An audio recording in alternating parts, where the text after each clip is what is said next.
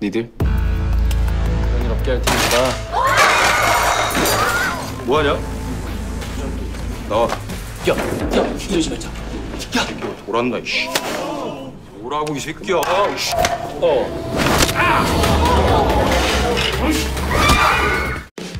Halo warga nobar yang paling kepo kalau ada gosip baru tapi paling jago menyembunyikan aib sendiri. Kayak apa kabarnya babuhan detektif dadakan?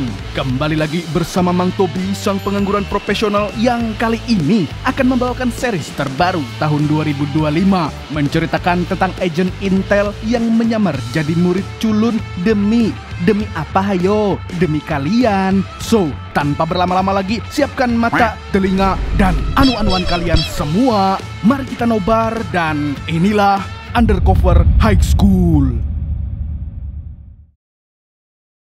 Film dibuka dengan memperlihatkan seorang pria bernama Jong Hae-song, salah satu agen BIN cabang Korea yang tak pernah gagal dalam menjalankan misi. Saat ini dia sedang mendapat tugas penting, yaitu menggagalkan transaksi ilegal jual beli patung bersejarah yang berharga bagi pemerintah Korea. Dia tidak sendirian karena ada satu rekannya, yakni si Paijo yang menyamar sebagai penerjemah dari kelompok gangster pembeli. Namun begitu Hae-song dan tim sudah mengunci target, tiba-tiba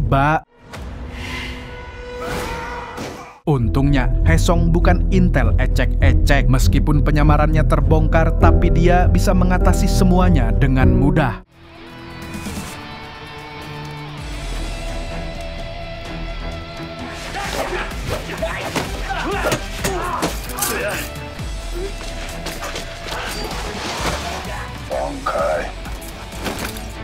남의 물건에 손대지 맙시다. Saat Hae-song membuat para gangster bergelimpangan, si Paijo sempat berhasil mengamankan patung. Tapi situasi berubah cepat saat pihak penjual merebutnya kembali dan langsung ngacir. Melihat hal itu, Hae-song tentu tak tinggal diam dan langsung menghentikannya.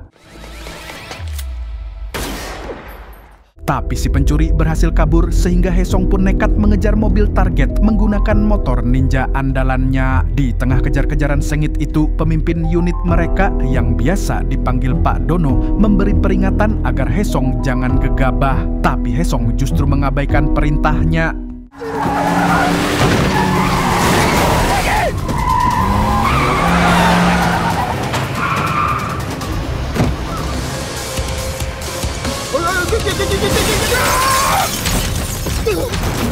Hae-song berhasil masuk ke mobil lalu menghajar si pencuri secara langsung. Tapi naasnya,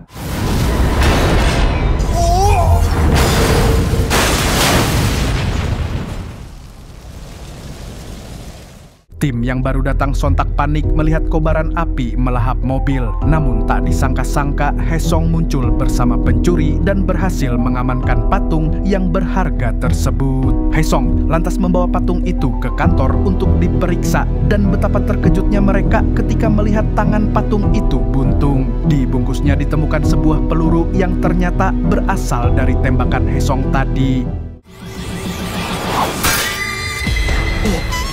Hal itu sontak membuat timnya mendapat teguran keras dari Pak Direktur BIN karena gagal menjaga barang bersejarah. Bahkan, beliau sempat berniat memecat Hae-song dan membubarkan tim sebagai bentuk pertanggungjawaban. Sontak Pak Dono membela anak buahnya habis-habisan dan meyakinkan bahwa Hae-song masih menjadi intel terbaik di BIN. Hingga akhirnya Pak Direktur pun luluh dan memberi mereka kesempatan terakhir dengan menjalankan misi baru yang lebih besar dan lebih ruwet. Lalu malamnya tim berkumpul di warkop Mas Yono untuk rehat sejenak.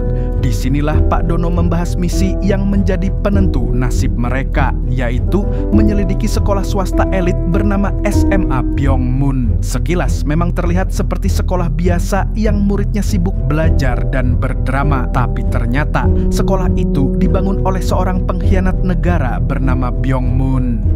Menurut kabar burung kuntul, Pak Byongmun pernah menggelapkan 10 ton emas batangan milik kaisar terakhir Korea yang kalau dihitung-hitung nggak beda jauh sama 13 triliun yang dipamerin kemarin. Padahal emas tersebut seharusnya digunakan untuk mendanai kemerdekaan Korea. Rumor itu sempat dianggap hoax, tapi Pak Direktur menunjukkan foto emas kuno sebagai bukti nyata. Dan kabar terbaru menyebutkan bahwa emas itu kemungkinan disembunyikan di SMA Byongmun. Tapi masalahnya, emas itu akan diselundupkan ke luar negeri oleh yayasan sekolah itu sendiri. Kalau sampai hal itu terjadi, maka Korea Selatan bisa rugi besar. Lantas demi mencegahnya, Haesong diperintahkan untuk menyamar jadi siswa SMA dan menyelidiki keberadaan harta karun tersebut. Awalnya, dia menolak karena tidak mau kembali menjadi anak sekolahan. Tapi setelah mendengar bahwa timnya akan dibubarkan akibat kesalahan kecil yang dia perbuat, Haesong pun memikirkan ulang keputusannya. 저 못해요. 안 합니다. Di tempat yang sama, tampak anak pemilik warkop baru saja pulang dari nongkrong. Perempuan itu bernama Oh Sua, tapi mari kita panggil saja dia Yuyun. Dia adalah guru honorer di SMA Byongmun, tempat di mana misi rahasia Haesong akan dilangsungkan. Lalu di sini Yuyun tampak terpesona ketika melihat Haesong sedang duduk sendirian. Tapi momen halunya langsung buyar ketika sekelompok pemuda Madesu membuat keributan karena tidak mau membayar. Ditambah lagi, mereka ternyata anak di bawah umur yang memakai KTP palsu untuk membeli ciu. Suasana pun berubah tegang, salah satu jamet bahkan hampir melayangkan tangan ke arah Yuyun. Dan saat itulah Haesong akhirnya turun tangan. 그만하자.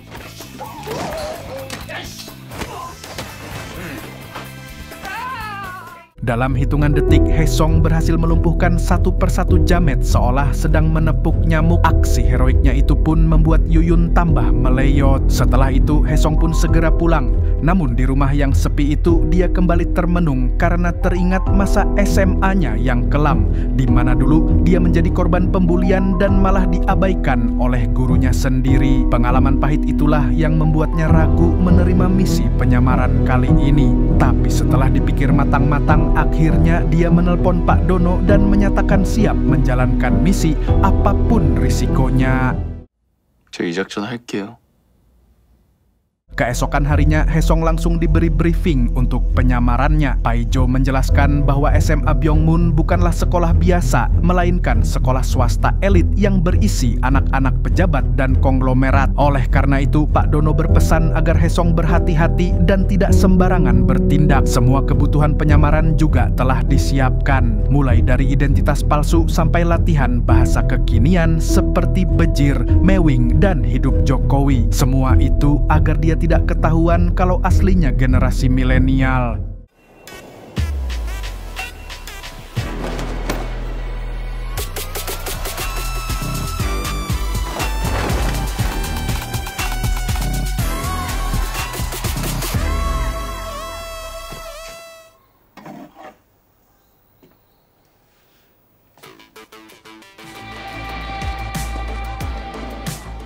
Singkat cerita, Haesong pun resmi menjadi murid SMA Byongmun. Namun tak disangka-sangka, wali kelasnya adalah Bu Yuyun, si anak pemilik warkop tempo hari. Awalnya, Yuyun tidak menyadari siapa murid baru itu. Tapi setelah menatap lebih lama, baru dia sadar kalau Haesong adalah pelanggan tetap yang sering datang untuk beli ciu. Alhasil, Haesong langsung diomeli habis-habisan karena dikira masih di bawah umur.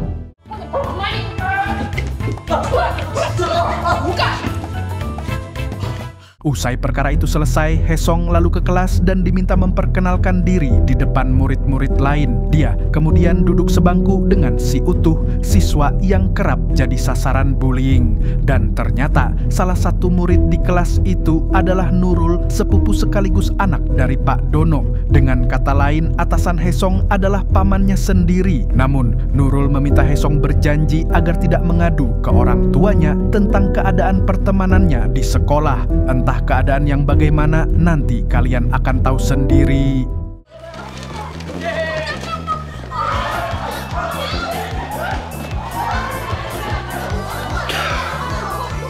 Saat jam istirahat, Haesong berkeliling sekolah untuk memulai pencarian. Dan di tengah itu, perhatiannya langsung tertuju pada sebuah bangunan tua yang tampak terbengkalai dan terkenal angker. Saat sedang mengamati, dia tak sengaja melihat si Utuh menjadi korban pembulian. Haesong yang ketahuan mengintip pun langsung disuruh menghadap mereka. Disinilah Haesong terpancing hingga ingin memberi para jamet itu pelajaran. Tetapi dia teringat akan pesan Pak Dono agar jangan terlibat masalah di sekolah. 혜성아. 뭐야? 뭘 말해? 음료수도 사올까? Begitu kembali ke kelas, Hesong bertanya ke si Utuh tentang bangunan tua tadi. Menurut pengakuan si Utuh, bangunan tersebut sudah ada sejak zaman penjajahan Jepang. Dan konon katanya di dalamnya ada mayat-mayat yang dikubur, sehingga sekolah melarang siapapun masuk ke sana. Tapi bagi Hesong, cerita itu justru memperkuat dugaan bahwa emas yang dicari-cari kemungkinan tersembunyi di tempat tersebut. Di sisi lain, kita diperlihatkan sosok pemimpin yayasan Byongmun yang bernama Seo Myung-ju. Ibu-ibu yang potongannya kayak Dora ini tengah menghadiri upacara pemakaman seorang mantan anggota DPR. Selain menyampaikan bela sungkawa, beliau juga berjanji menanggung biaya sekolah anak almarhum. Lalu saat akan pulang, kepala sekolah sekaligus tangan kanannya berkata bahwa kasus kematian anggota DPR itu akan segera ditutup tanpa otopsi, seakan menyiratkan kalau kematiannya berkaitan dengan mereka. 골칫거리도 치웠으니까 본격적으로 움직여보죠. Sementara itu, Hesong kini melaporkan temuannya pada Pak Dono. Dia mencurigai meteran listrik di bangunan tua itu yang masih aktif, padahal gedungnya sudah lama tidak dipakai. Ini memperkuat dugaan bahwa tempat itu digunakan untuk menyimpan sesuatu, mungkin harta karun yang sedang mereka cari. Lantas malam harinya, Hesong memutuskan menyelinap masuk untuk memastikannya sendiri. Dia menyabotase CCTV lalu bergerak cepat dan presisi khas agen lapangan BIN. Sampai akhirnya dia pun berhasil masuk gedung tua itu dengan mulus. Tapi tiba-tiba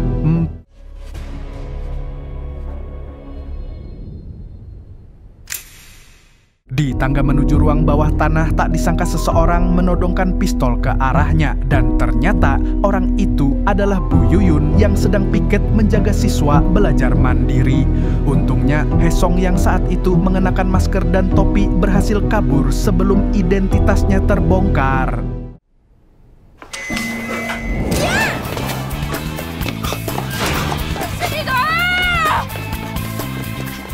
Keesokan harinya, kepala sekolah melapor soal penyusupan itu ke ketua yayasan yang mulai sekarang kita sebut dia Bu Dora. Tapi CCTV mendadak rusak di malam penyusupan sehingga satu-satunya saksi adalah Bu Yuyun. Mendengar hal itu, sang pemimpin langsung curiga bahwa penyusup tersebut bukan orang iseng yang mau uji nyali macam jurnal Risa.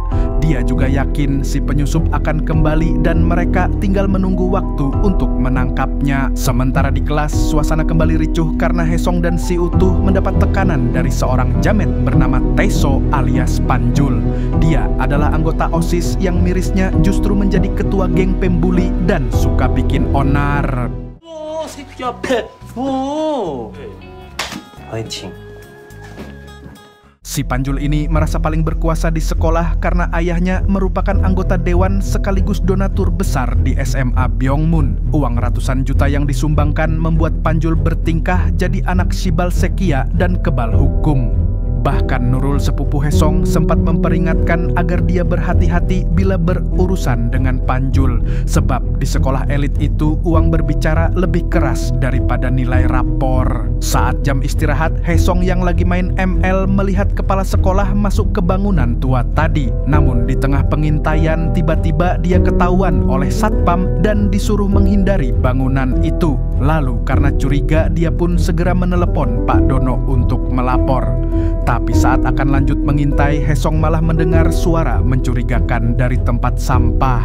Setelah dicek, ternyata suara itu bukan makhluk halus, melainkan si Utuh yang terikat dan mulutnya dilakban. Dan pelakunya siapa lagi kalau bukan Panjul CS.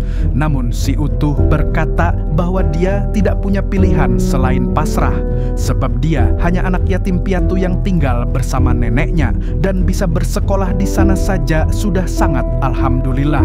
Jadi dia meminta Hesong untuk merahasiakan pembulian ini supaya masalahnya tidak tambah ruwet. Namun tiba-tiba Bu Yuyun muncul kayak jai langkung. Begitu melihat seragam Utuh yang kotor, dia langsung menuduh Hesong sebagai pelaku pembulian. Bukan itu saja, Bu Yuyun juga mak teratap saat mengamati mata Hesong dari jarak dekat. Mendadak dia teringat pada sosok misterius yang semalam menyelinap di bangunan tua.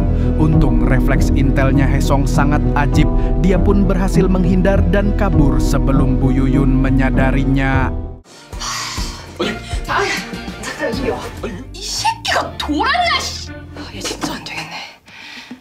너 내가 지켜본다.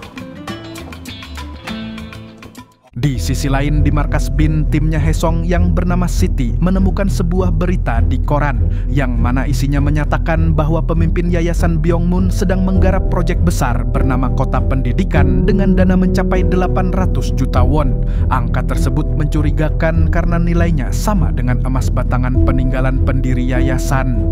Dan kecurigaannya benar karena kini Bu Dora bersama kepala sekolah sedang membahas proyek tersebut. Di balik topik pembangunan terselip niat untuk mencuci uang dari hasil korupsi emas. Bu Dora bahkan memerintahkan untuk menyingkirkan siapapun yang mencoba menghalangi proyek itu.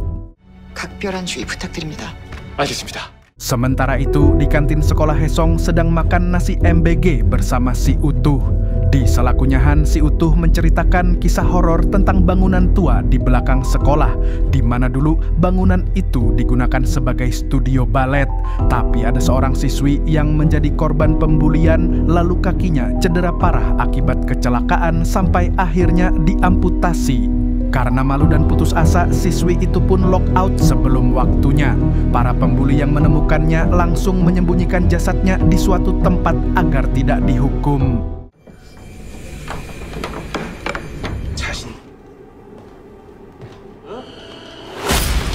아저씨.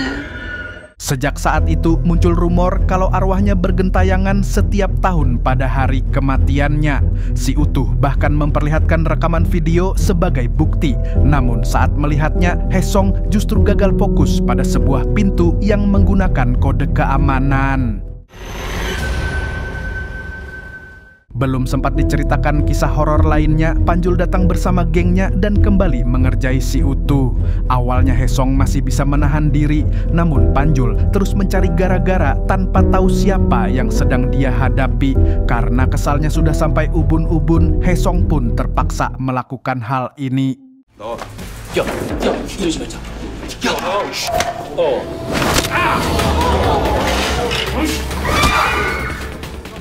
Alhasil, Panjul dibuat malu di depan seluruh murid dan kerusuhan itu baru berhenti ketika Bu Yuyun datang. Keduanya lalu disuruh ke ruang BK, tapi keadilan ternyata berpihak pada orang yang berduit dan punya koneksi. Buktinya, wakil kepala sekolah justru membebaskan Panjul dan membiarkan Haesong di sidang sendirian.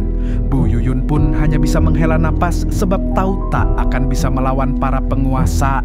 Dia kemudian menanyai Haesong tentang alasannya berkelahi, kemudian memberinya nasihat. Namun Haesong malah bilang kalau Bu Yuyun pasti tahu kebobrokan di sekolah itu dan hanya pura-pura bego. 반에 관심이 있긴 하세요? 전 더 드릴 말씀이 없습니다. 이제부터 선생님. Malam harinya, Pak Direktur BIN menemui Pak Dono untuk menunjukkan sesuatu.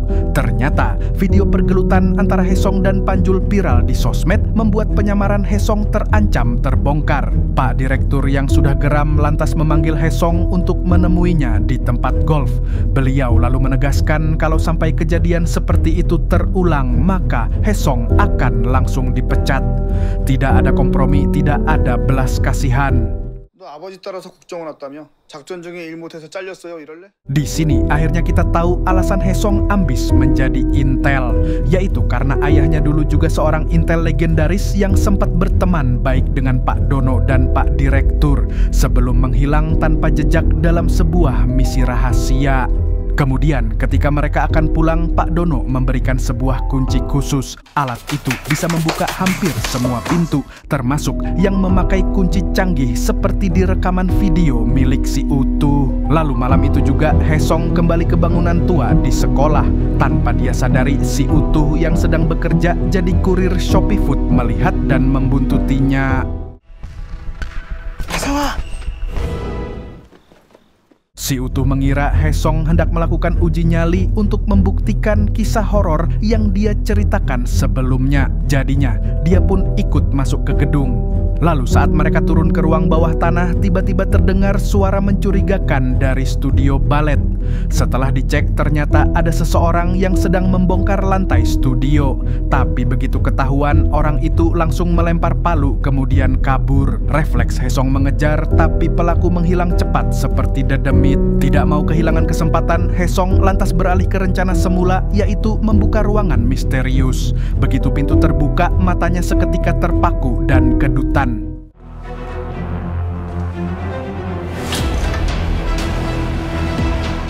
Dinding ruangan itu dipenuhi tumpukan dokumen dan peta kasus menandakan ada sebuah operasi besar yang hendak dituntaskan. Dari situ Haesong segera menghubungi Pak Dono dan melapor bahwa tampaknya dia butuh waktu yang lebih lama untuk menyelesaikan misi. Selain itu, kemungkinan besar Bu Dora juga sedang mencari lokasi harta karun sekolah. Namun tanpa dia sadari, aksinya malam itu sedang dipantau melalui CCTV tersembunyi oleh Bu Dora.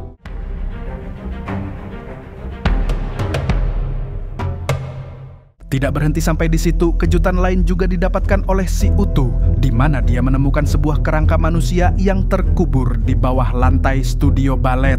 Kalian pasti berpikir ini pasti arwah siswi yang katanya dibully itu. Tapi kita semua kena prank karena setelah diperiksa lebih dekat, Haesong menyadari kalau itu hanyalah kerangka dari plastik untuk menakut-nakuti. Akan tetapi, perhatian Haesong langsung teralih pada sepatu balet tua yang terlihat lusuh seperti saksi bisu dari masa lalu. Saat memeriksanya, dia menemukan kunci kecil dan buru-buru menyimpannya. Karena tepat saat itu, Pak Kepala Sekolah muncul, lantas Haesong beralasan kalau mereka sedang uji nyali untuk memastikan rumor mistis sekolah itu benar atau tidak. Tak lama setelah itu, Haesong pun segera melapor ke tim tentang temuannya tadi. Dia juga memperlihatkan kunci misterius dengan cap yang mirip seperti milik si pendiri sekolah. Setelah ditelusuri, tulisan di cap itu ternyata mengarah ke petunjuk soal emas batangan. Dari situ muncul dugaan bahwa kisah horor di SMA Byongmun sebenarnya adalah teka-teki buatan pendiri sekolah untuk menyembunyikan emasnya. Kalau benar, berarti setiap cerita mistis bisa jadi merupakan peta harta karun yang terselubung.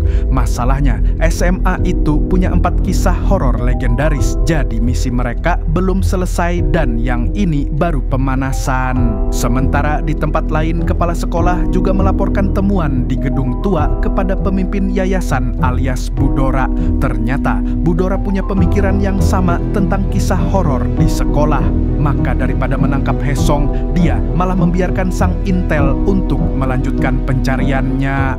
학교를 제일 잘하는 건 학생들이니까 어쩌면 Keesokan harinya, Bu Yuyun mendapat telepon dari neneknya si Utu yang menanyakan soal KTP miliknya. Beliau mengaku ada anak sekolah yang mengambilnya untuk urusan beasiswa. Parahnya lagi, anak itu mengaku bernama Haesong, padahal Panjul lah pelakunya. Sementara di sisi lain, Haesong kembali menggali kisah horor di SMA Byongmun. Kali ini tentang jam tua yang konon berbunyi tepat sebelum muncul sosok bermata merah. Tapi belum selesai ceritanya, tiba-tiba dia dijewer Bu Yuyun karena tuduhan menipu neneknya Utu. Lalu kita beralih ke markas BIN di mana Pak Direktur mendapat laporan tentang patung yang di awal tadi ternyata palsu. Padahal Haesong sudah terlanjur menjalankan misi, tapi anehnya Pak Direktur malah memusnahkan bukti laporan itu, seolah ingin Haesong tetap pada misinya. Mencurigakan. Sedangkan Haesong sendiri kini sedang menemui satpam sekolah. Sebab dari hasil pemeriksaan forensik diketahui kalau sidik jari pelaku yang melempar palu kemarin cocok dengan sidik jari si satpam. Bukan itu saja, bukti lainnya adalah kaki si satpam yang pincang akibat terluka saat menyusup. Satpam itu pun akhirnya mengaku kalau dia iseng menggali lantai studio tapi malah menemukan kerangka palsu. Dia pun panik dan berusaha menutupnya kembali, tapi ponsel jatuh sehingga dia terpaksa turun untuk mengambil sampai kakinya terluka. Haesong pun mempercayainya, beranggapan bahwa Pak Satpam hanya orang yang kepo dengan cerita horor gedung itu. Kemudian dia langsung menemui timnya yang sekarang menyamar jadi kang kebab di dekat SMA Byongmun. Tempat itu juga menjadi markas sementara mereka selama menjalankan misi pencarian harta karun. Sementara itu, si Utuh memberanikan diri menagih KTP milik neneknya ke Panjul, tapi alih-alih mengembalikan, Panjul malah mempermainkannya dan melakukan hal ini. 이면 되잖아. 우리 할머니 상관없잖아. 뭐 하는 거니? Untung saja Bu Yuyun muncul dan menghentikan tindakan si Tambuk itu. Namun si Utuh tetap bungkam, sedangkan Panjul tetap petantang petenteng meskipun sudah ketangkap basah. Bahkan saat disuruh ke ruang konseling pun, Panjul berani meremehkan Bu Yuyun dengan alasan guru honorer tak punya kuasa apa-apa. Di tempat lain, Hesong tanpa sengaja bertemu dengan nenek-nenek yang membawa rongsokan lalu membantunya menyeberang. Lantas, saat mengantarnya pulang, dia baru tahu kalau nenek itu adalah neneknya si Utuh. Disinilah si nenek meminta bantuan Hesong agar mau menjadi temannya Utuh. Dia bahkan memberikan semua uang yang dia punya kepada Hesong sebagai uang saku.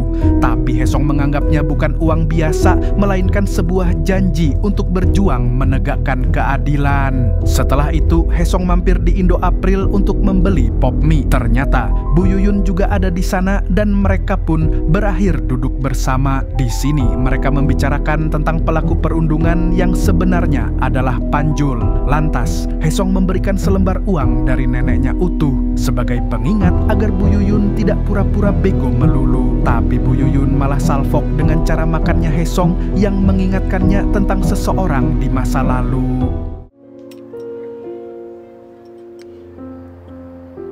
닮았다 그때 걔랑.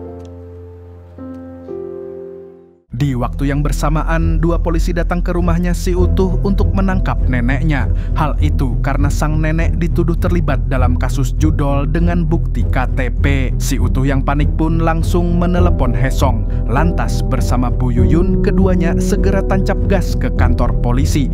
Mereka lalu menyimpulkan bahwa semua ini adalah ulah Panjul. Dari situ, Hesong menganggap kasus ini sudah melampaui level perundungan dan termasuk tindakan kriminal. Maka dari itu, Bu Yuyun seharusnya tidak diam saja. Besoknya, Hesong ke perpustakaan untuk menyelidiki jam misterius yang disebut-sebut berhantu. Tapi belum sempat membongkarnya, dia malah kepergok Bu Dora. Lalu setelah Hesong pergi, Bu Dora pun ikutan tertarik dengan jam tua itu, membuktikan kalau Bu Dora sengaja memantau Hesong untuk mencari tahu keberadaan harta karun sekolah. Sementara itu, SMA Byongmun digegerkan oleh berita di website sekolah yang mana Panjul dilaporkan sebagai pelaku bullying sekaligus terlibat judi online. Dan ternyata sosok di balik unggahan itu tak lain adalah Bu Yuyun. Lantas besoknya orang tuanya Panjul langsung dipanggil ke sekolah. Tapi saat dimintai keterangan, tak disangka si Utuh justru mengatakan kalau berita soal Panjul itu hoaks. Dia bahkan menyebut Hesong lah pelaku bullying terhadap dirinya yang seketika membuat Bu Yuyun syok berat. Maka setelah rapat, Bu Yuyun mengajak si Utuh untuk bicara empat mata. Disitulah akhirnya terbongkar kalau pada malam sebelumnya Panjul mengancam akan membuat neneknya dipenjara lebih lama jika dia tidak memutarbalikkan fakta. Hari berikutnya, pihak sekolah menggelar sidang disiplin untuk memutuskan hukuman bagi Hesong. Namun, si Utuh tetap tak berkutik dan membiarkan Hesong menerima konsekuensi atas kesalahannya Panjul. Karena Hesong tak kunjung datang, Bu Dora beserta jajarannya pun sepakat untuk mengeluarkan Hesong. Tapi sebelum keputusan diketok, tiba-tiba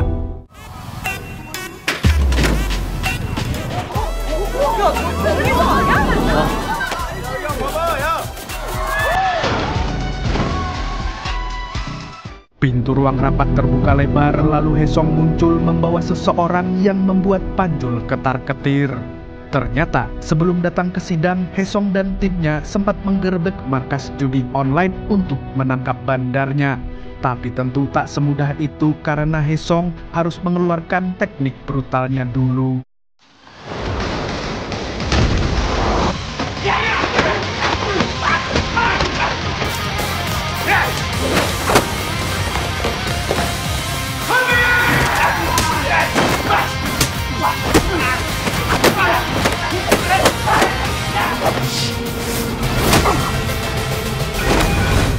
Dari pengakuan si bandar judol, terbongkarlah fakta bahwa Panjul merupakan salah satu pemain VIP yang punya utang besar dengannya.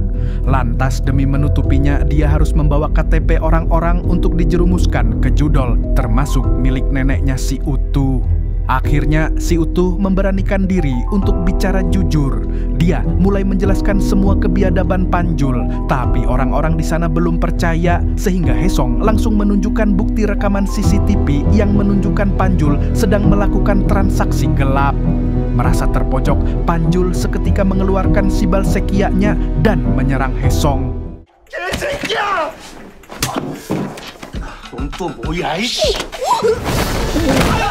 Setelah rapat selesai, bapaknya Panjul masih mencoba melobi Bu Dora agar anaknya tidak dikeluarkan, bahkan siap membayar berapapun jumlahnya.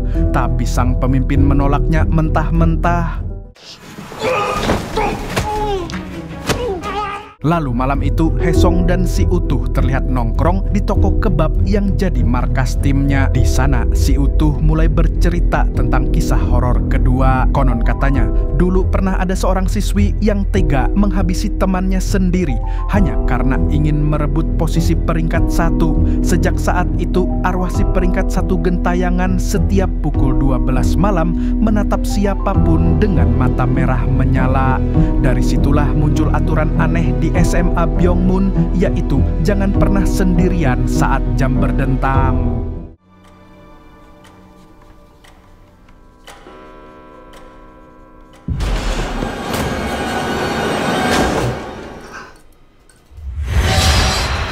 Keesokan harinya, Hesong kembali memeriksa jam tua itu. Dia curiga benda tersebut menyimpan petunjuk tentang lokasi emas batangan. Namun ternyata kunci yang dia dapat dari gedung tua tidak bisa digunakan untuk membuka jam tersebut. Belum sempat mengotak-atik lebih jauh, tiba-tiba Nurul sepupunya datang kayak iklan pinjol yang muncul pas lagi seru-serunya. Dia hendak menempelkan selebaran rekrutmen anggota OSIS baru untuk menggantikan si Panjul. Lantas Hesong inisiatif membantu menempelkan foto-foto anggota OSIS di papan pengumuman. Saat itulah dia terekam Jagia terkejut ketika melihat jam lain yang sama persis dengan jam misterius itu. Dari Intan, akhirnya dia tahu bahwa sekolah mereka memiliki 2 jam kembar. Satu di tempat itu, satu lagi di ruang OSIS yang hanya bisa dimasuki anggota terpilih. Karena rasa penasarannya sudah menggebu-gebu, Hesong pun langsung naik ke ruang OSIS. Tapi belum sempat masuk, dia malah bertemu Yena, ketua OSIS sekaligus anaknya Bu Dora. Lalu Yena menegaskan bahwa ruang itu hanya untuk anggota dan artinya satu-satunya jalan agar bisa masuk yaitu dengan menjadi anggota OSIS. Dari situ Hesong segera menemui Bu Yuyun selaku guru pembimbing OSIS untuk menanyakan syarat pendaftarannya. Ternyata selain harus berada di peringkat 10 besar, calon anggota juga wajib mengumpulkan 100 tanda tangan dukungan dari murid lain. Meskipun pesimis, Hesong tetap beraksi mencari dukungan dan tentu saja si Utuh menjadi orang pertama yang memberi tanda tangan. Lalu tak disangka 2 anteknya Panjul kini malah jadi teman baiknya Utuh. Maka kini Hesong sudah mendapat 3 tanda tangan. Tapi sayangnya murid-murid lainnya tidak mau memberi dukungan. Oleh karena itu timnya di BIN pun segera memutar otak. Lalu besoknya mereka mengadakan aksi pertunjukan untuk mempromosikan Hesong. 투표해주시면요 샌드위치가 완전 무료 우리의 일꾼 위에서 태어난 남자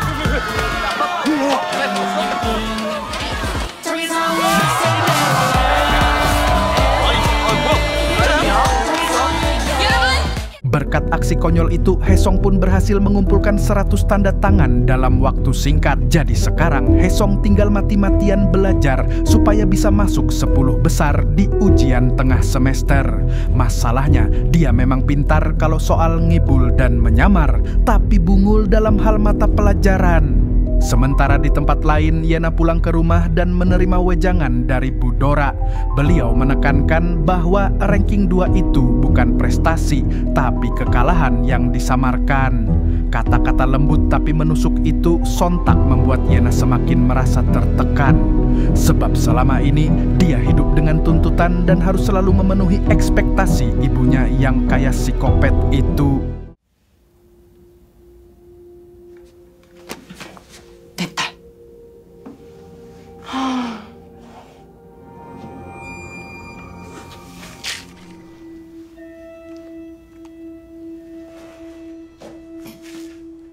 Belum selesai perkara OSIS, kini masalah baru muncul karena Haesong mendadak dipanggil ikut pelatihan sebagai pasukan khusus. Alhasil, dia terpaksa izin sekolah dengan alasan sakit. Sebuah alasan yang buruk karena Bu Yuyun malah mau menjenguknya di rumah.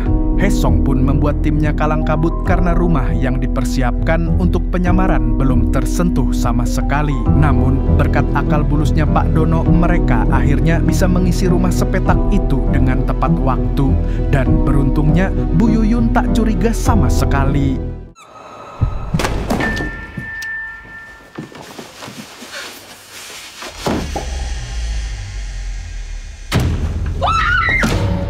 Tapi ternyata saat pulang Bu Yuyun menemukan mobil terparkir di depan dengan nomor HP Haesong sebagai pemiliknya. Dan dari sinilah dia mulai curiga kalau Haesong sebenarnya bukan murid SMA sungguhan. Lalu sepulang dari nongkrong, Bu Yuyun yang kebanyakan minum kunir asem mendadak lupa ingatan. Dia malah gedor rumahnya Haesong. Tapi untungnya tak berselang lama ibunya langsung menjemput. Dari situ terungkap kalau ternyata mereka tetanggaan. Keesokan harinya ujian tengah semester dimulai. Timnya Haesong pun berdoa dengan khusyuk macam Haesong sedang menjalani ujian hidup. Singkat cerita, hari pengumuman pun tiba. Dan alhamdulillah posisinya Haesong pas di ranking 10, yang berarti dia telah memenuhi syarat sebagai calon anggota OSIS. 전교 10등! Dia pun satset menyerahkan formulir pendaftaran kepada Yena. Namun ternyata saingannya ada 2, sehingga Haesong agak pesimis akan diterima. Tapi pada akhirnya Yena menggunakan haknya sebagai ketua untuk memilih Haesong. Maka kini Haesong, si murid abal-abal, resmi menjadi anggota OSIS. Namun di sisi lain, Bu Yuyun masih penasaran dan mulai mencari tahu. Dia lalu menghubungi sekolah lamanya Haesong. Dan untungnya tim Haesong sudah mengantisipasi hal tersebut sehingga identitasnya Haesong tidak jadi terbongkar. Lalu malamnya Pak Dono menelepon Haesong untuk memberi peringatan agar dia jangan terlalu dekat dengan Bu Yuyun. Dia harus berhati-hati dan menghindari kontak langsung meski sulit karena guru itu adalah wali kelasnya sendiri. Keesokan harinya, Haesong akhirnya menginjakkan kaki ke ruang OSIS untuk pertama kalinya. Bu Yuyun lantas memperkenalkan dirinya sebagai penasihat OSIS sekaligus menyambut Haesong sebagai anggota baru. Dan begitu rapat selesai, Haesong segera menjalankan tujuan utamanya masuk OSIS, yaitu untuk mencari rahasia di balik jam kembar. Sayangnya, rencana itu lagi-lagi harus tertunda karena Yena dan Nurul kembali masuk ke ruangan. Di sini, Yena bermaksud mengajak Haesong makan malam bersama untuk merayakan kedatangan Haesong di OSIS. Tapi di malam saat Haesong, Yena dan Nurul makan bersama di resto mewah, Haesong justru mendapatkan fakta mencengangkan. Ternyata selama ini Nurul menjadi kacungnya Yena. Dan hal itulah yang membuat Nurul bisa masuk OSIS sekaligus berteman baik dengan anak ketua yayasan. Namun Nurul meminta agar Haesong tidak ikut campur dalam urusan pertemanan yang toksik itu. Lalu sepulang dari makan malam, Yena menemui ibunya dan mempertanyakan keputusan Bu Dora yang tiba-tiba meminta Haesong diterima di OSIS. Dari situ terungkap bahwa keikutsertaan Haesong bukan murni hasil seleksi, melainkan karena campur tangan Bu Dora untuk alasan yang belum jelas. Sementara itu, Haesong pergi ke sekolah untuk menyelidiki jam tua di ruang OSIS. Kali ini dia berhasil membukanya tapi tidak menemukan apapun. Tepat saat dia sedang berpikir keras, seseorang tiba-tiba menyelipkan amplop dari bawah pintu. Isinya mengungkap bahwa si pengirim surat mengetahui identitas asli Haesong sebagai agen badan intelijen.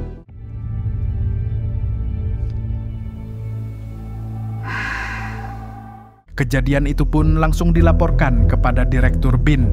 Namun, sang direktur justru curiga kebocoran informasi itu berasal dari dalam timnya Pak Dono sendiri. Lalu besoknya, Pak Direktur menerima data-data lengkap tentang staf dan guru di SMA Byongmun. Beliau sontak terkejut ketika melihat salah satu nama staf di sana. Entah siapa, saya juga ndak tahu. Di sisi lain, Haesong yang mencoba melihat rekaman CCTV malah mendapati semua data sudah dihapus. Sekarang semakin jelas bahwa ada tangan lain yang bermain, dan kemungkinan besar dalangnya adalah si pemimpin yayasan alias Bu Dora. Terbukti Pak Kepsek melapor ke Bu Dora kalau dia sudah mengurus soal rekaman CCTV. Dan saat itu Bu Dora tampak sedang menyandra seorang kai-kai. Dia adalah pemilik perusahaan surat kabar yang menolak bekerja sama dalam proyek kota pendidikan. Rupanya penolakan itu membuat Bu Dora geram. Dari sini kita diperlihatkan bagaimana kejamnya sosok Dora ini yang tidak ragu menyiksa orang demi mencapai ambisinya menjadi penguasa. Malam harinya, Haesong yang sedang santuy sambil ngudut sebatang surya tiba-tiba menerima telepon dari orang misterius. Dialah yang kemarin menyelipkan amplop di bawah pintu ruang OSIS yang ternyata si satpam sekolah. Haesong lalu diminta datang ke atap sekolah seorang diri, dan tanpa fafifu, Haesong pun langsung tancap gas ke lokasi. Dia tiba tepat saat lonceng jam tua berdentang pukul 12 malam. Suasana seketika membuat bulu kuduk merinding dan rumor lama tentang arwah jam tua kembali menggema di kepala Haesong. Dan tak berselang lama,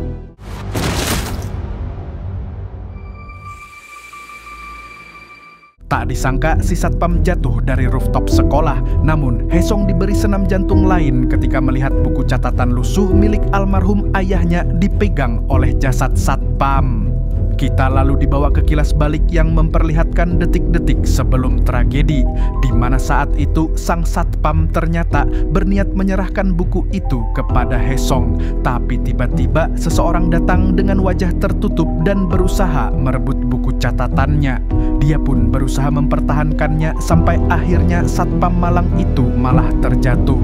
Sadar pelakunya masih berada di gedung, Haesong pun langsung berlari mengejar. Dan begitu dia sampai atas, tiba-tiba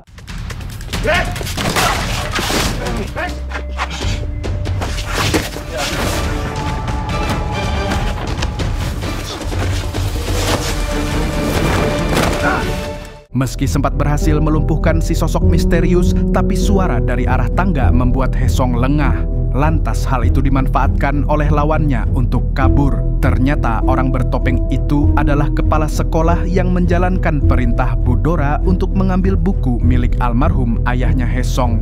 Untungnya Haesong berhasil mengamankan buku tersebut sebelum jatuh ke tangan yang salah. Sementara Haesong dengan emosi yang meledak-ledak langsung mendatangi Direktur Bin.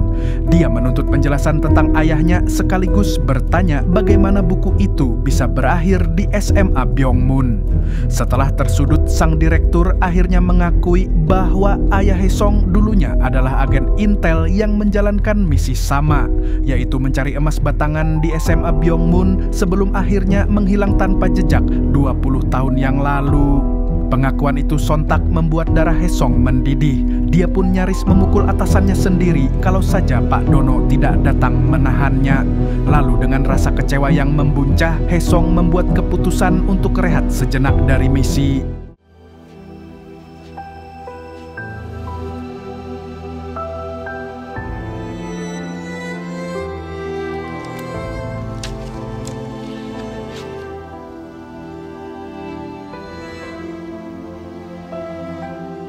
Keesokan harinya, berita kematian satpam disebarkan ke publik dengan versi COD sama malaikat maut karena terlilit utang pinjol.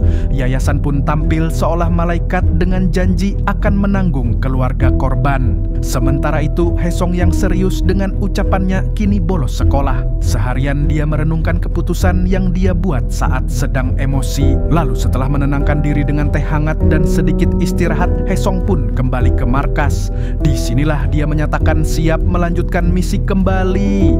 Maka besoknya Haesong pergi ke ruang OSIS untuk mengecek jam tua lagi. Hal itu dia lakukan setelah membaca buku peninggalan ayahnya yang ternyata berisi petunjuk tentang lokasi harta karun. Tapi kini yang dia dapat hanya lagu kebangsaan sekolah.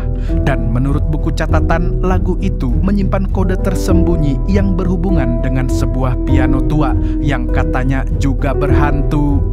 Tak berselang lama, Bu Yuyun masuk dan mengungkap fakta mengejutkan, yaitu bahwa kemarin malam dia melihat Haesong ada di TKP saat satpam jatuh. Rupanya, suara berisik yang sempat mengacaukan perkelahian di atap adalah dirinya. Karena sudah ketahuan, Haesong pun terpaksa membuka identitasnya sebagai intel yang menyamar untuk menyelidiki kasus emas batangan milik negara. Dia juga mengancam Bu Yuyun agar menjaga rahasia ini jika tidak ingin dihukum atas tuduhan membocorkan operasi rahasia BIN. 국정원 주도의 기밀 작전 정보를 외부에 유출하고 국가 교도소요? 징역 10년 이상. 생각할 시간 하루 드리겠습니다. Malam harinya, Haesong kembali ke markas dengan membawa bukti baru. Dari hasil analisis tim, ternyata ada lirik lagu sekolah yang telah diubah untuk menyembunyikan pesan rahasia. Dan kunci berikutnya ada pada piano tua milik sekolah. Namun, bukannya mendapat pujian, Haesong malah dimarahi habis-habisan karena telah membocorkan identitasnya kepada Bu Yuyun. Apalagi malah mengancam warga sipil yang bisa membuat reputasi BIN jadi buruk. Lantas malam itu juga Haesong menemui Bu Yuyun untuk meminta maaf. Selain itu, dia juga memohon bantuan sang guru untuk merahasiakan identitasnya, bahkan kalau bisa membantu melancarkan misinya. Setelah dipikir matang-matang, ternyata guru satu itu tergoda oleh keuntungan jadi guru tetap. Maka dari itu, Bu Yuyun pun setuju untuk membantu Haesong. 와서 고종황제의 금기를 찾는데 큰 공을 세우셨는데 소감이 어떠십니까? 대한민국 국민으로서요. Di sisi lain, Bu Ketua Yayasan terlihat menemui sosok misterius yang diduga merupakan seorang pengkhianat dari dalam BIN. Siapakah dia? Sabar, nanti juga kalian akan tahu. Lalu dari percakapan mereka akhirnya terbongkar fakta baru bahwa satpam sekolah ternyata adalah rekan ayah Haesong saat di BIN. Beberapa hari sebelumnya, Bu Dora sempat menemui sang satpam dan menuntut jawaban tentang catatan ayah Haesong. Tapi satpam itu menolak, bahkan mengancam akan membongkar seluruh rahasia hilangnya sang ejen 20 tahun lalu. Karena itulah Bu Dora memerintahkan kepala sekolah untuk mengambil buku milik ayah Haesong. Keesokan harinya diperlihatkan Haesong dan Bu Yuyun yang resmi jadi duet maut dalam misi memecahkan misteri. Kali ini fokusnya pada rumor hantu ketiga. Dari catatan ayahnya, Haesong akhirnya tahu kalau cerita horor berikutnya berkaitan dengan sebuah piano tua yang konon bisa bermain sendiri. Hi, atuh.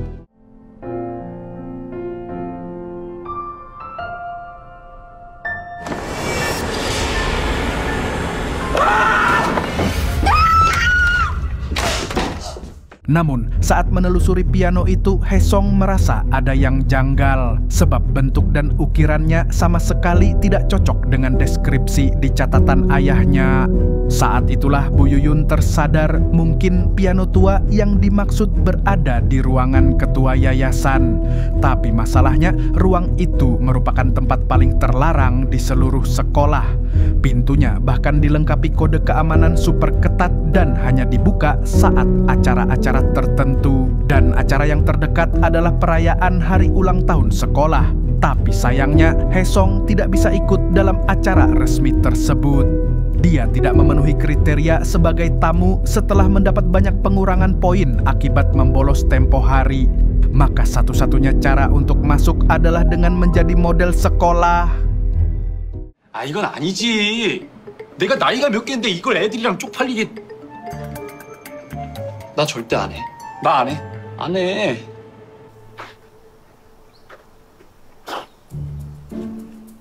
Singkatnya, berkat bimbingan dan arahan dari Bu Yuyun, Haesong akhirnya bisa melewati sesi pemotretan layaknya aktor Korea.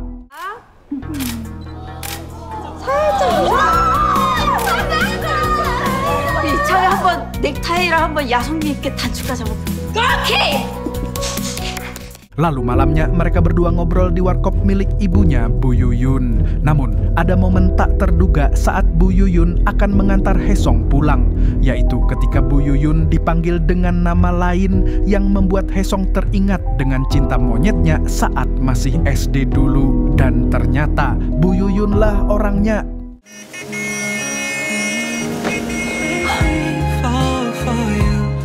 Besoknya, Hesong kembali mendatangi ruang bawah tanah di gedung tua.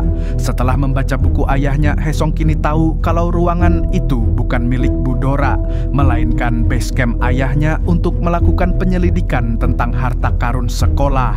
Setelah melihat-lihat, tekad Hesong pun bukan hanya untuk menemukan harta karun, tapi juga untuk menemukan keberadaan sang ayah. Besok malamnya Hesong langsung melapor soal basement yang sebenarnya adalah peninggalan ayahnya. Lalu karena Budora masih ngotot merebut catatan itu, artinya beliau belum tahu di mana lokasi emas batangan. Tak berselang lama, rekannya mengungkap fakta baru tentang lagu yang direkam Hesong dari jam kembar. Ternyata itu merupakan lagu 4 tangan. Dan artinya piano di ruangan Budora harus dimainkan oleh 2 orang. Tapi sekarang masalahnya mereka semua tidak ada yang bisa main piano, tepuk tangan saja kadang fals. Di tengah kebingungan itu, Bu Yuyun tiba-tiba muncul dengan semangat membara. Dia sudah mendapat kabar soal Hesong yang terpilih menjadi model sekolah sehingga Hesong bisa mengikuti acara penting di Byongmun. Oleh karena itu, Bu Yuyun menawarkan diri untuk memainkan pianonya, bahkan bersedia melatih Hesong supaya bisa duet. Lantas keesokan harinya, Bu Yuyun memulai aksi dengan menemui Pak Kepsek. Dia lalu basa-basi demi mendapatkan sidik jarinya, karena ruangan ketua yayasan hanya bisa dibuka dengan sidik jari kepala sekolah dan Budora sendiri. Untungnya rencana itu berjalan mulus.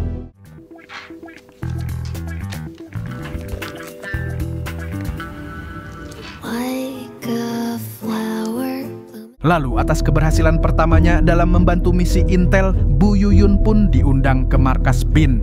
Di sini dia diajak merencanakan misi penyusupan yang berarti dia telah resmi magang jadi agen lapangannya BIN.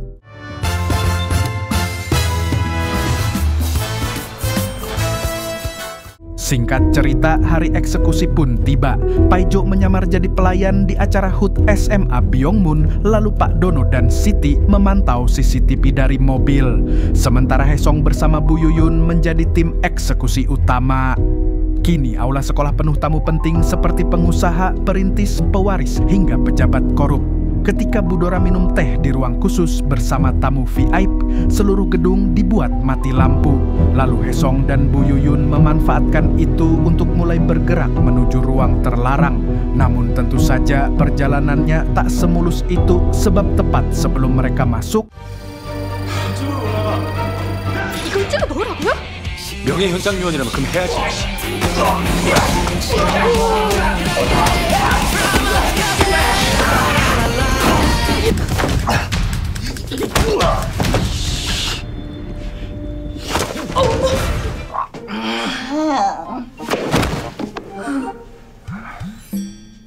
Sesuai harapan kita semua, Hesong dan Bu Yuyun berhasil mengatasi cobaannya. Begitu tiba di dalam ruangan, mereka langsung memainkan lagu yang terekam dari jam kembar. Tapi sudah susah-susah masuk, malah tidak ada apapun yang terjadi. Sementara satu-satunya hal aneh hanyalah sebuah not piano yang sudah rusak. Pak Dono lantas segera memerintahkan mereka untuk menghapus jejak dari sistem keamanan dan keluar sebelum ketahuan. Namun Hesong malah tak sengaja menemukan file rahasia di komputer pimpinan yayasan. Dokumen itu berasal dari BIN sendiri dan di dalamnya lengkap tentang misi penyamaran Hesong di SMA Byongmun untuk mencari harta karun. Di situ juga disebutkan bahwa Hesong sedang menelusuri rumor hantu ketiga dari 4 yang ada di sekolah.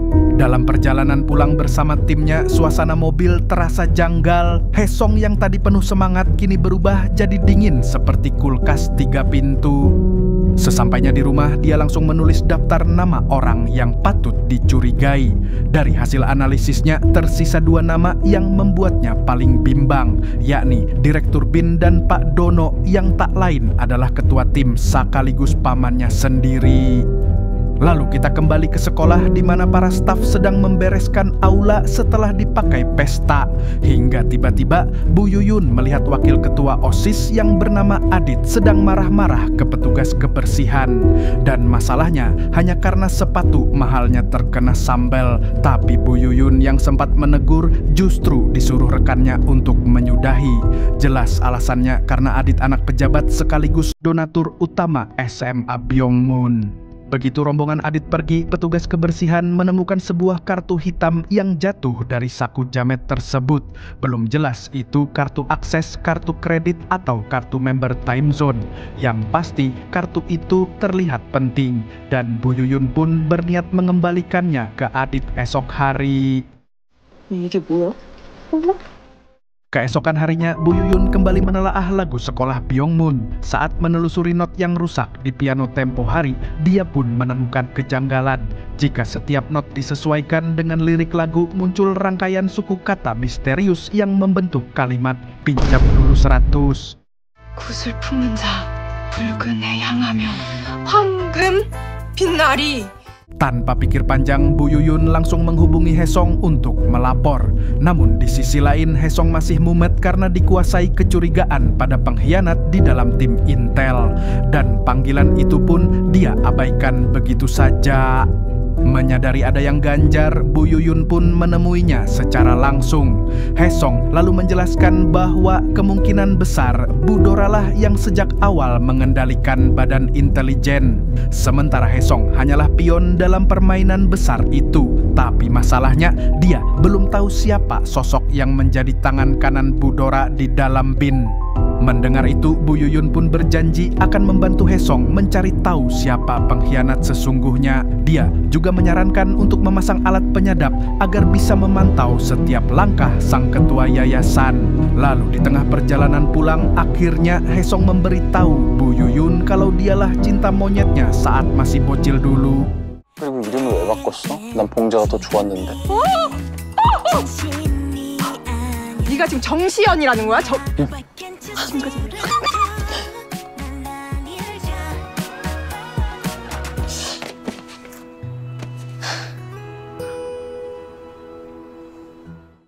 Keesokan harinya, Adit sedang kelimpungan karena kartu hitam miliknya hilang. Dia sampai stres berat seolah takut rahasia besarnya terbongkar. Hingga tak berselang lama, Yena, anak semata wayang Bu Dora, datang.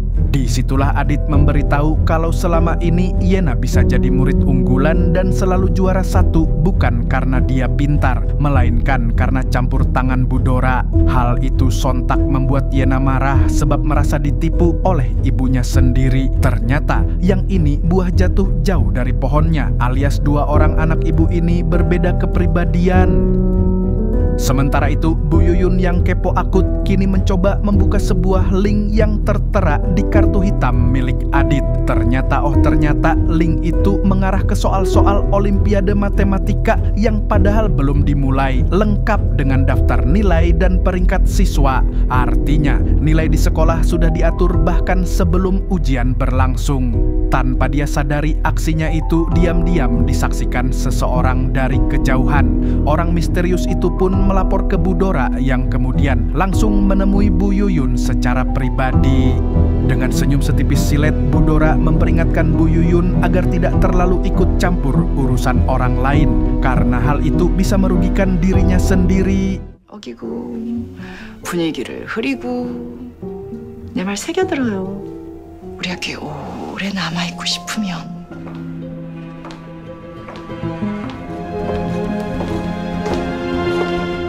Setelah pertemuan itu, Bu Yuyun langsung mencari Haesong yang saat itu sedang memasang alat penyadap di mobil Bu Dora. Lalu saat mereka bertemu, Bu Yuyun memberitahu soal nilai murid yang telah dimanipulasi. Awalnya, Haesong tidak menanggapi serius karena menurutnya urusan nilai siswa tidak ada hubungannya dengan emas batangan. Namun, pikirannya berubah setelah melihat Nurul, sepupunya yang ambis belajar demi Olimpiade Matematika. Mengetahui bahwa semua usahanya sia-sia karena nilai sudah diatur, Haesong akhirnya memutuskan membantu Bu Yuyun membongkar kasus tersebut. Dia bahkan menawarkan rumahnya untuk tempat penyelidikan sebab kalau menyelidiki di sekolah terlalu berbahaya. 많은 부모들의 공통점이 있어. 우리 아이들의 미래를 위하여. Malamnya, Bu Dora mengadakan pertemuan rahasia bersama Adit dan ayahnya untuk membahas kebocoran informasi soal kartu hitam. Mereka sadar Bu Yuyun sudah mengetahui terlalu banyak, tapi Bu Dora terlihat tenang sebab beliau telah menghapus semua data dari tautan itu. Tanpa mereka sadari, percakapan tersebut didengarkan oleh Hesong yang sebelumnya telah menempatkan alat penyadap lewat pelayan restoran. Dalam pertemuan itu, Adit yang terlahir songong berkata dengan santuy bahwa dia sudah membocorkan semuanya kepada Yena. Cungurnya itu bahkan kelewat kurang ajar di depan orang tua. Dan tentu saja Budora yang tak menyukai itu lalu memberinya pelajaran setelah pertemuan selesai.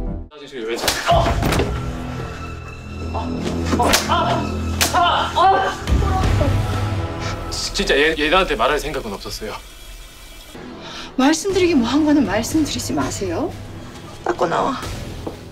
Singkat cerita, setelah sempat kena mental karena merasa dikhianati, Hesong akhirnya kembali ke markas Bin dengan semangat baru. Dia menyerahkan sebuah flash disk berisi data mencurigakan, yaitu skandal pengaturan nilai yang melibatkan para siswa VIP di SMA Byongmun. Menurutnya, kasus ini tidak sesederhana kecurangan biasa karena bisa jadi berkaitan langsung dengan pencarian emas batangan peninggalan kaisar. Dia pun meminta izin untuk menyelidikinya. Namun, Pak Dono malah naik pitam dan memintanya untuk fokus ke misi utama meskipun yang dicurangi adalah Nurul anaknya sendiri. Hal itu tentu membuat Hesong semakin curiga. Lalu tak lama kemudian Pak Direktur Bin muncul dan mengajak mereka berdua ke kantornya.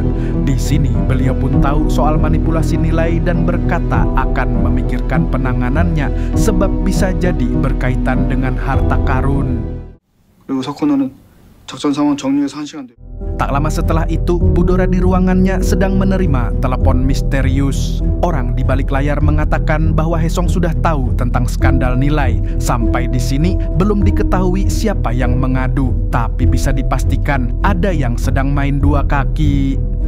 Keesokan harinya, Hesong dibuat shock berat saat menerima pesan resmi dari Direktur Bin. Isinya, misi pencarian emas mendadak dibatalkan dan dia harus segera meninggalkan SMA Byongmun. Keputusan itu membuat Hesong yakin kalau ada orang yang membocorkan soal niatnya membongkar skandal nilai di sekolah tersebut. Oleh karena itu, Hesong mulai merancang siasat baru. Dia pun menemui Budora secara langsung saat sedang makan MBG di kantin. Saat diberi waktu ngobrol berdua, Hesong lalu mengatakan sesuatu tentang aula di sekolah, seolah-olah dia sudah menemukan cerita horor terakhir. Harapannya, Budora akan terpicu untuk mempertahankannya. Tapi hasilnya malah zonk. Budora justru memerintahkan kepala sekolah untuk segera menjalankan rencana besar mereka. 최대한 서두르세요. Sementara itu, Bu Yuyun yang masih gigih mengumpulkan bukti kini pergi ke ruang arsip sekolah. Di sana dia menemukan data ujian lama yang memperkuat dugaan bahwa nilai-nilai diatur sesuai pesanan. Setelah berhasil menyalin beberapa dokumen penting, dia berencana bertemu Hesong di rumahnya. Namun begitu tiba di sana, suasana langsung membuat bulu kuduk berdiri. Pintu rumah terbuka dan kondisi di dalam berantakan. Dia juga melihat seorang pria bertopeng sedang mengacak-acak laci Hesong. Hingga saat dia hendak mencari bala bantuan, tiba-tiba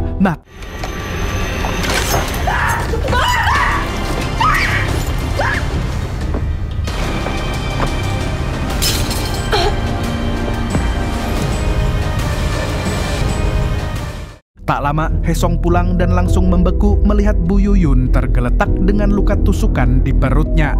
Insiden itu sontak membuat Hesong benar-benar terpukul. Dia merasa gagal melindungi satu-satunya orang yang mempercayainya. Namun dari hasil penyelidikan awal, si Paijo menduga pelakunya amatir karena meninggalkan banyak jejak DNA. Tapi kemungkinan lain juga muncul bahwa bisa jadi pelakunya adalah anggota Bin sendiri, seseorang yang selama ini berada di pihaknya. 야, 오서 선생님. 수화보고 들어가세요. 503호에. Keesokan harinya, Bu Yuyun akhirnya siuman di rumah sakit.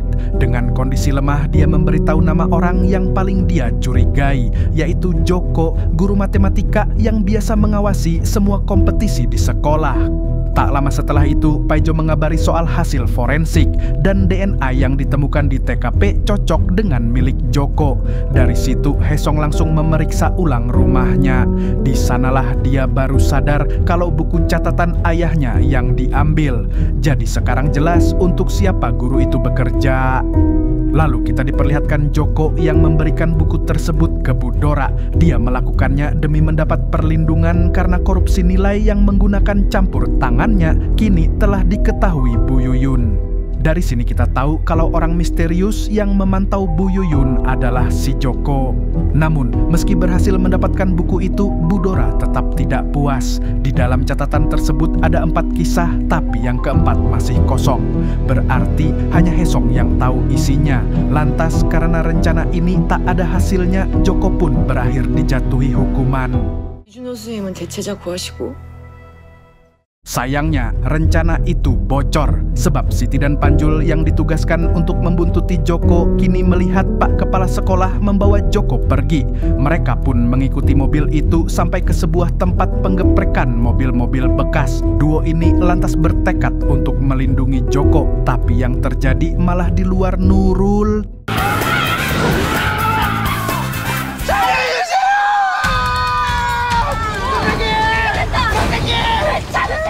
Karena mereka cuma jago teriak daripada beraksi, mereka malah tertangkap dan ikut disekap dalam mobil yang akan dihancurkan. Untungnya di saat-saat genting itu Haesong datang, lantas pergelutan brutal pun tak terhindarkan. 오늘은 토끼기 없기?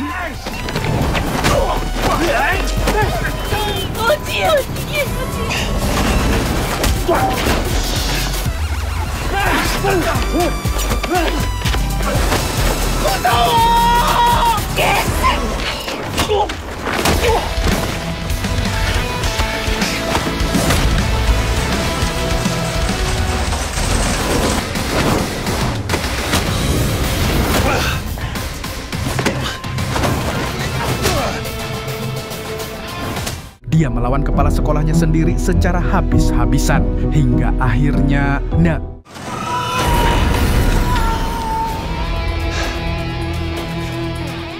berkat Haesong, kedua rekan intelnya dan Pak Guru Joko pun batal jadi ayam penyet. Setelah kejadian itu, Haesong menyusun jebakan terakhir. Dia membawa Joko ke lokasi rahasia yang hanya diketahui dirinya dan Pak Dono. Dan jika ada yang muncul, berarti si pengkhianat adalah pamannya sendiri. Tapi sampai pagi tak ada satupun yang datang. Maka kini tinggal 1 dari 2 orang yang dia curigai, yaitu Pak Direktur Bin. Tanpa membuang-buang waktu, Haesong pun langsung mendatangi Bu Dora. Berkat sidik jari Pak Kepsek di misi piano tempo hari, dia pun bisa dengan mudah masuk ke ruangannya. Disinilah Haesong membongkar semua kebusukan wanita itu. Kepala sekolah sudah ditangkap, Joko siap bersaksi, dan semua bukti sudah di tangan. Hingga tak berselang lama, Bu Dora langsung diringkus dan dibawa ke kantor polisi. Di ruang investigasi, Direktur Bin menemuinya dan menyampaikan bahwa seluruh proyek kota pendidikan telah resmi dibatalkan. Orang tua VIP pun buru-buru mencuci tangan dan mencabut keterlibatannya dalam proyek. Tapi di tengah semua kekacauan itu, Bu Dora justru ketawa khas psikopat, seolah masih punya kartu as yang belum dibuka.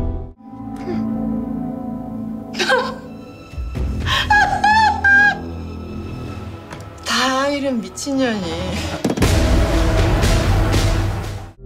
Malam harinya diperlihatkan Haesong yang akhirnya bertemu dengan Pak Dono di angkringan Mas Yono untuk meminta maaf. Dia mengaku menyesal karena sempat mencurigainya sebagai pengkhianat. Dan sebagai bentuk penebusan, Haesong berjanji akan menuntaskan misi terakhir ayahnya yang juga merupakan misinya sendiri.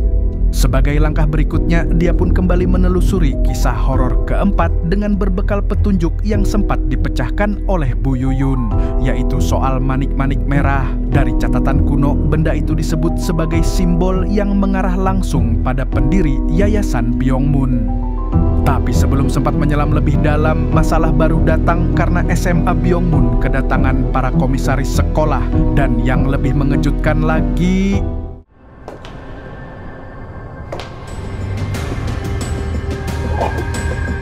이야기 들었어요.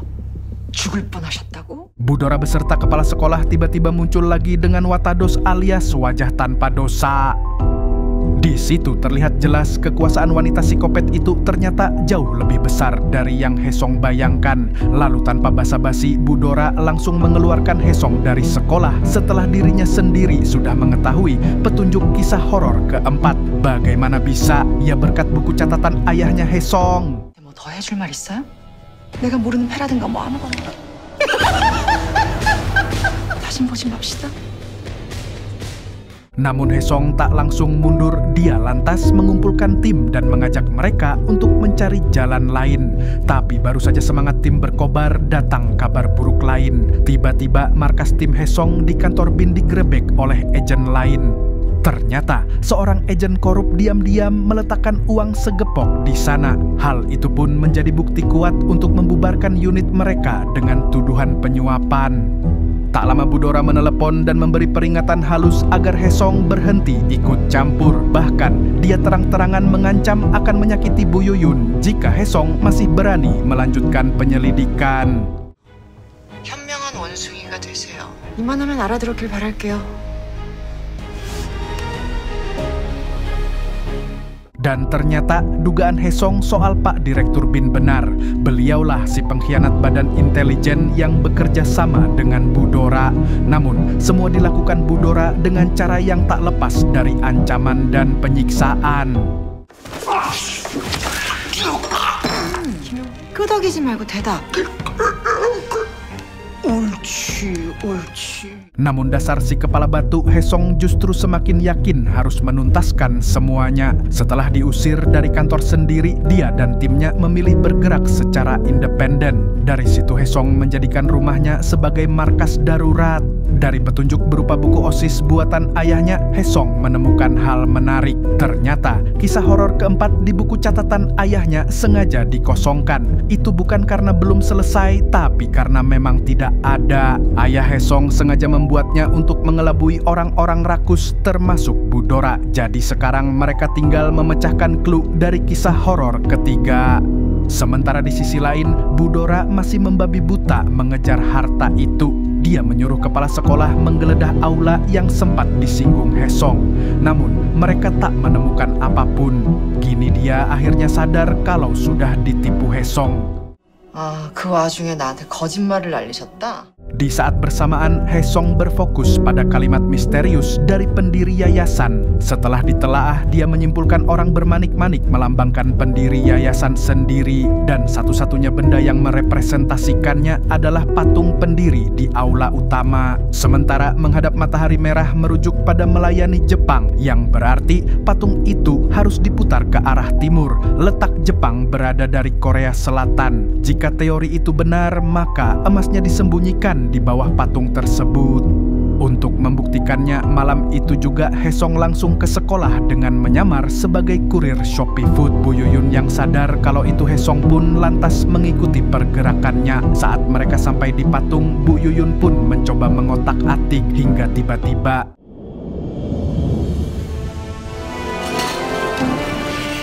benar saja, kepala patung itu bisa digerakkan, tapi belum sempat diputar penuh, wakil kepala sekolah tiba-tiba muncul. Karena panik, Haesong langsung kabur dengan helm masih menempel di kepala. Alhasil identitasnya aman dari guru jamet itu. Keesokan harinya, wakil kepala sekolah langsung melapor kepada Bu Dora tentang kejadian semalam. Dan sialnya, Dora yang ini enggak ngangong nangang-nangong. Dia pun segera tahu bahwa orang di balik aksi tersebut tak lain adalah Haesong. Bu Dora lalu menganggap itu sebagai petunjuk baru yang tak lain berkaitan dengan patung pendiri yayasan. Dia pun langsung menyuruh kepala sekolah memeriksa area di sekitar patung. Selain itu, juga merencanakan hal licik untuk menghancurkan karir Bu Yuyun, yaitu dengan menyebarkan berita kalau Bu Yuyun berpacaran dengan muridnya sendiri yang masih di bawah umur. Sehingga Bu Yuyun pun mendapat kecaman keras, bahkan terancam dipecat. Beruntung, Haesong berhasil menangani hal tersebut tanpa perlu membongkar identitas aslinya sebagai agen yang menyamar.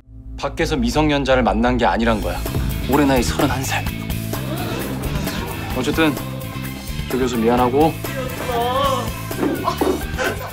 Hal itu sontak membuat Budora kesal karena rencananya gagal. Karena sudah habis batas kesabarannya, Budora langsung memerintahkan Pak Kepsek untuk menggeledah patung malam itu juga.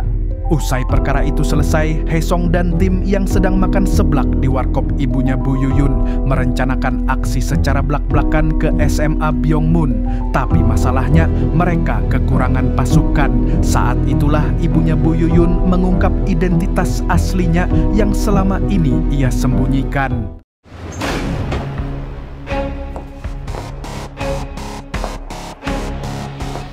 아이고 누님 Gongnya, ternyata beliau ini adalah mantan ketua gangster. Maka kemudian otomatis pasukan gangster pun langsung diperintahkan untuk beraksi menutup SMA Byongmun.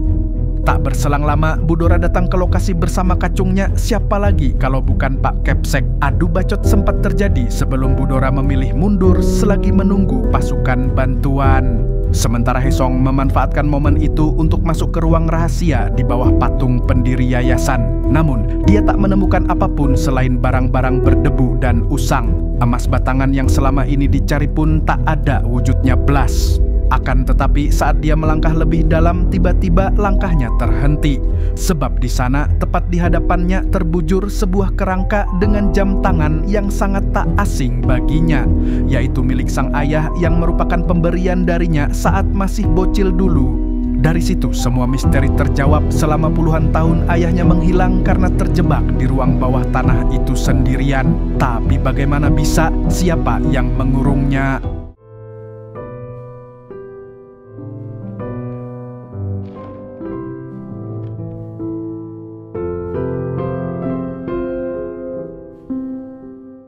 Sementara di luar, pasukan Budora akhirnya tiba. Dia pun memaksa masuk. Tapi ketika menyisir ruang bawah tanah itu, tidak ada secuil pun emas yang dia temukan. Beliau pun langsung mengereok kayak kesetanan sampai akhirnya menuduh Haesong telah mencurinya. Padahal kenyataannya emas itu memang tidak ada di sana. Jadi sekarang ada dua kemungkinan. Pertama, seseorang sudah lebih dulu mengambilnya. Atau kedua, selama ini obsesi Budora terhadap emas itu hanyalah kehaluan semata.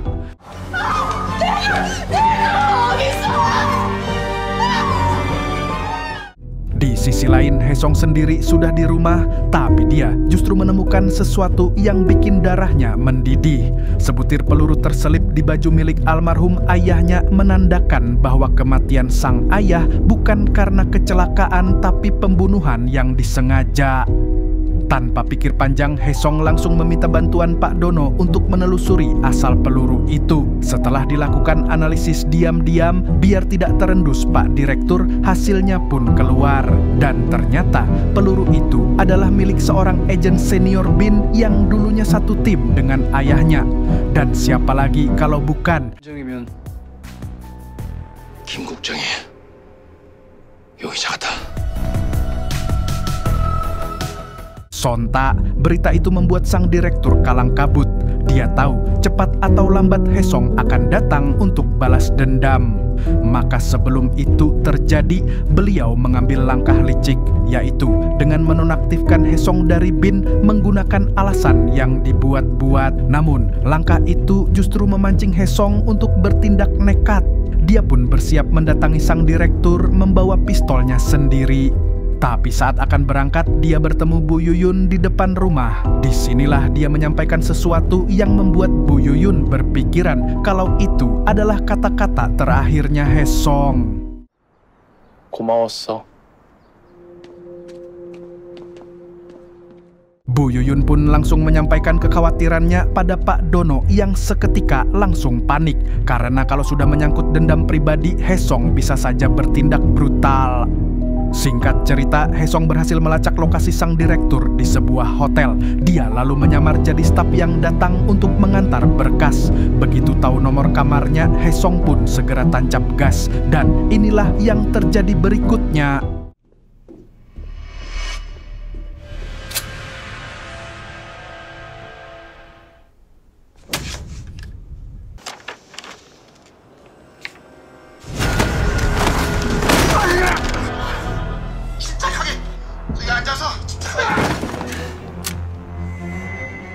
Setelah memojokkan Pak Direktur, Haesong lalu bertanya kenapa ayahnya yang jujur malah dihabisi oleh rekannya sendiri.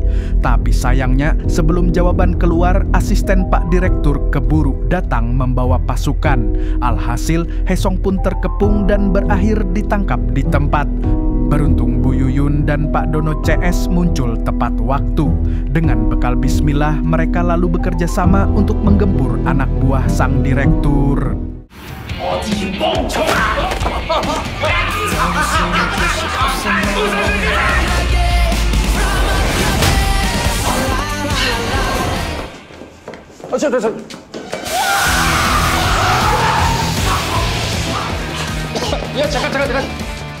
Naasnya, ketika Haesong dan Bu Yuyun sedikit lagi bisa keluar, mereka malah dipergoki oleh pasukan bin lainnya. Hingga Pak Dono CS datang dan mengalihkan situasi. 팀장님.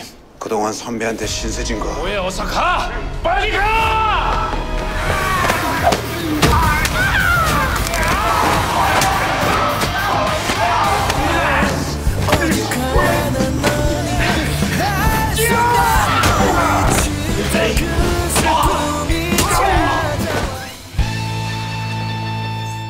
Meskipun kemampuan bela diri mereka pas-pasan, tapi karena kompak, mereka pun berhasil menggagalkan penangkapan itu. Setelah semuanya reda, Haesong menegaskan kepada timnya bahwa dia tidak berniat membunuh siapapun. Dia hanya ingin menyadap ponsel direktur untuk mengetahui siapa dalang di balik kematian ayahnya. Dan benar saja, hasil penyadapan itu kemudian membuka fakta mencengangkan. Sebab malamnya, rekaman dari ponsel direktur memperdengarkan obrolan rahasia antara Direktur Bin dan Bu Dora. Dari situlah terungkap bahwa pelaku pembunuh ayahnya bukan sang direktur, melainkan si Bu Dora sendiri. Kita pun dibawa flashback ke 20 tahun lalu, di mana Bu Dora dan si Pak Direktur menuduh ayah Haesong menyembunyikan harta karun sekolah. Saat itu, ayah Haesong membantah dan malah menasihati Bu Dora bahwa obsesi terhadap emas sudah menggerogoti kewarasannya. Namun Bu Dora malah mengancam akan mencelakai Haesong yang sontak membuat ayahnya mengamuk. Tapi karena kalah jumlah, dia pun berakhir melarikan diri. Sementara Bu Dora yang tidak mau kehilangan harta karunnya kemudian melakukan hal ini. 그러라고 쏜 건데요? Meski sempat berusaha kabur, luka yang parah membuat sang ayah akhirnya bersembunyi di ruang bawah patung pendiri sekolah, tempat di mana jasadnya ditemukan bertahun-tahun kemudian. Kembali ke masa kini, di mana sang direktur yang sudah muak jadi kambing hitam bermaksud menemui Haesong secara langsung untuk mengaku. Namun, Bu Dora yang berhati busuk itu langsung mengutus kepala sekolah untuk membereskan semuanya. Apa rencananya? Yap, saat Haesong datang ke lokasi pertemuan, dia malah menemukan Direktur Bin tewas bersimbah darah di dalam mobil. Belum sempat mencerna apa yang terjadi, tiba-tiba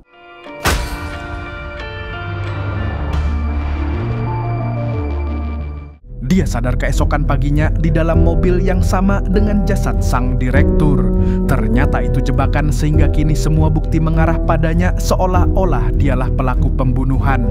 Polisi yang datang pun langsung menetapkannya sebagai tersangka. Berita tersebut seketika viral di mana-mana. Media sosial heboh, netizen bingung, saya geram, dan Bu Yuyun pun syok berat. Namun dia sangat yakin Haesong bukan pelaku sebenarnya. Sementara di sisi lain, Pak Dono dan tim segera datang ke rumah Haesong untuk mencari bukti yang bisa menunjukkan kalau dia dijebak. Dan benar saja, mereka menemukan rekaman percakapan antara Direktur Bin dan Bu Dora yang tersimpan di laptop. Sayangnya, polisi yang datang untuk menggeledah rumah langsung menyita flash disk berisi dokumen tersebut. 심할 수 없는 인간이라니까. Rekaman tersebut pada akhirnya jatuh ke tangan si Dora. Lalu setelahnya, wanita jahanam itu pun menemui Haesong di kantor polisi. Dengan senyum psikopat, dia menuduh Haesong telah menyembunyikan emas peninggalan pendiri sekolah. Haesong yang bahkan belum pernah melihat wujud emas batangan yang dicari-cari lantas membantah. Tapi perempuan rakus itu tetap bersikeras kalau emas batangannya ada. Hesong pun diancam untuk memberikannya atau orang-orang terdekat Hesong akan jadi korban. Setelah dia pergi, Hesong lantas dibawa ke lokasi lain untuk diinterogasi. Namun di tengah perjalanan dia memanfaatkan kelengahan polisi yang mengawal dan...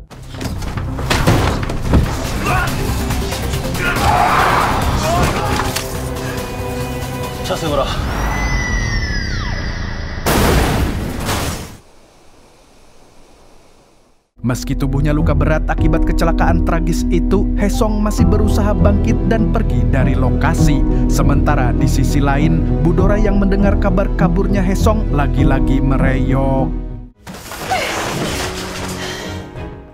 Sementara itu di tempat lain, Hesong masih bertahan dengan luka di sekujur tubuh. Dengan sisa tenaga, dia akhirnya sampai di telepon umum untuk menelepon Bu Yuyun. Dia lalu meminta bantuan, tapi belum sempat selesai bicara, sudah pingsan duluan.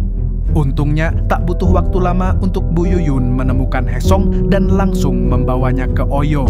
Bukan ke rumah sakit karena dia tahu kalau situasinya sudah tidak aman. Sebab kini wajah Hesong terpampang di mana-mana dari tiang listrik sampai pos ronda. Alhamdulillahnya, luka yang diderita Hesong tidak terlalu serius. Setelah diobati seadanya, keesokan harinya dia langsung memanggil tim untuk menyusun langkah selanjutnya. Disinilah Siti mengungkap angin segar, yaitu bahwa dia menyimpan flash disk cadangan berisi bukti kejahatan Budora. Rupanya, saat file aslinya disita polisi korup, dia sudah lebih dulu menyalin dan menyembunyikannya di balik kursi rumah Hesong. Masalahnya, mereka tidak bisa sembarangan ke sana karena orang-orang suruhan Budora pasti sudah berjaga. Dan sialnya, si penjaga Oyo melihat berita soal Hesong jadi buronan. Dia pun lapor polisi dan tak lama setelahnya pasukan polisi langsung mengepung mereka. Lalu karena tak ada jalan lain, Hesong dan Bu Yuyun terpaksa melakukan hal nekat.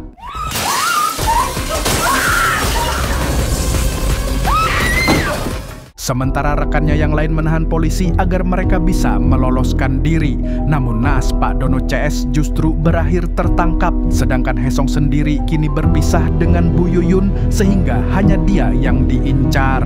Lantas aksi kejar-kejaran di gang sempit pun tak terelakkan.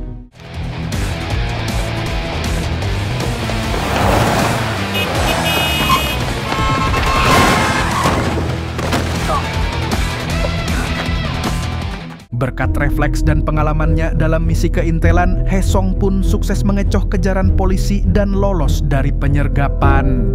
Sementara itu, situasi di Yayasan Byongmun makin kacau. Karena gagal mendapatkan emas, Budora menghapus subsidi sekolah, membatalkan beasiswa, dan menaikkan biaya SPP. Hal itu dilakukan semata-mata demi membangun proyek kota pendidikan yang menjadi impiannya sejak lama. Bu Yuyun yang berada di pihak murid pun menentang keras keputusan itu. Lantas karena pendapatnya tentu saja dianggap angin lewat oleh sang petinggi, dia akhirnya mengadu ke komisaris sekolah. Dari situ para komisaris pun murka dan mendesak Budora untuk mundur. Namun Budora yang merasa di atas langit justru berhasil membuat mereka kicep, di mana dia akan mundur jika lebih dari setengah murid dan staf yang memintanya. 장의자 주인이라는 점. Melihat keadaan semakin keterlaluan, Bu Yuyun pun melakukan demo mandiri di sekolah. Tapi bukannya mengakui kesalahan, Budora malah menantangnya. Dia bersedia mencabut kebijakan bobrok itu asal Bu Yuyun mengundurkan diri dari SMA Byongmun. Meskipun berat, Bu Yuyun terpaksa menyetujui tantangan tersebut. Dia lalu mulai berkemas karena yang penting murid-muridnya tidak merasakan pedihnya tertindas oleh sistem.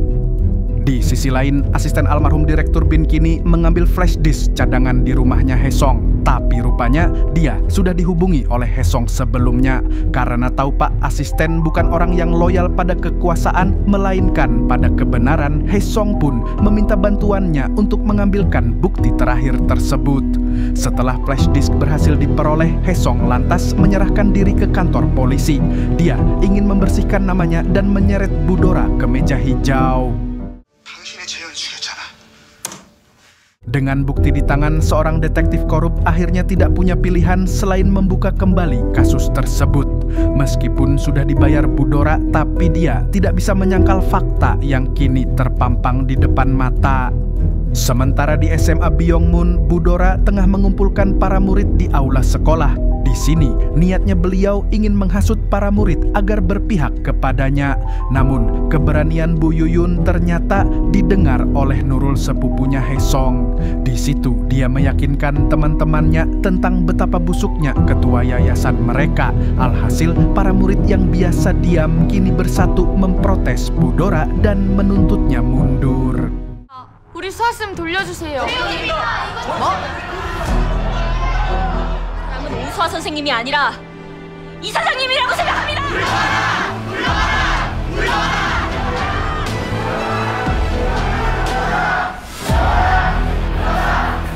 Dan tepat saat itu, kepala sekolah menerima surat penangkapan resmi untuk dirinya dan sang ketua. Namun bukannya menyerah, Bu Dora justru kehilangan akal sehat sepenuhnya. Dalam keputusasaan, dia merencanakan aksi paling gila, yaitu membakar sekolah bersama dirinya. Dia bahkan mengganti sprinkler air dengan bensin Pertamax. Tapi sebelumnya, dia sudah memerintahkan Pak Kepsek untuk membawa Yena, anaknya, pergi. 여러분 공평한 거 좋아하잖아요. 원래들 싹 다 태워주길 휘발유. Untungnya, Haesong tiba tepat waktu lalu segera berusaha membujuknya. Hingga tak disangka, Yena memilih kembali yang seketika membuat Bu Dora syok. Tapi Bu Dora yang sudah putus asa itu tetap tak gentar. Lalu ketika dia hendak beraksi, tiba-tiba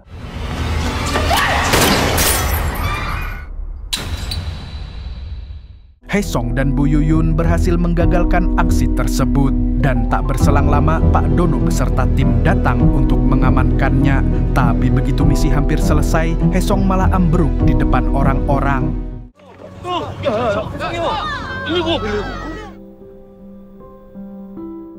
Dia sadar beberapa hari kemudian karena mengalami gagar otak ringan akibat kecelakaan. Singkat cerita, setelah sembuh, Haesong langsung ngobrol dengan Pak Kepsek yang terus-terusan bungkam. Dia bersikeras akan menanggung semua dosa sang ketua, bahkan mengaku bertanggung jawab atas seluruh perbuatannya. Barulah kemudian terungkap alasan dibalik kesetiaannya yang buta itu. Ternyata dia anak yatim piatu yang diangkat oleh keluarga Bu Dora sejak kecil. Rasa terima kasih itu kemudian berubah jadi pengabdian yang keliru. Namun setelah dibujuk Haesong di hari persidangan, beliau justru membuat pengakuan yang mengejutkan. Dia membenarkan bahwa orang yang menembak ayah Haesong adalah Bu Dora. Selain itu, dia juga membeberkan semua kejahatan sang ketua yayasan. Pengakuan itu pun berakhir dengan hukuman penjara seumur hidup untuk Bu Dora. 피고인 조용하세요. 법정이 들어섭니다. 2025 고합 9606 선고하겠습니다.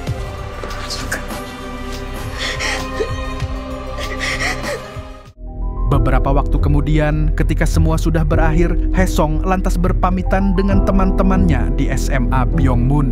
Mereka pun mengiringi kepergian Haesong dengan ucapan terima kasih karena sudah menyelamatkan nyawa mereka di malam itu. 정혜성!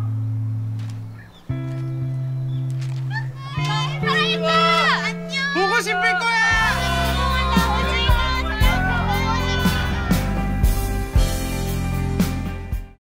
Setelah itu, Haesong pulang dan beres-beres untuk membuat suasana baru di rumah. Namun saat di tempat favoritnya bersama sang ayah dulu, dia teringat cerita tentang bintang-bintang yang disembunyikan. Dan kini makna itu pun terkuak. Dia mengikuti bintang paling terang yang ternyata berada di sebuah lantai yang tertutup. Dan saat dibuka, duar! 답을 찾을 수 있을 거야.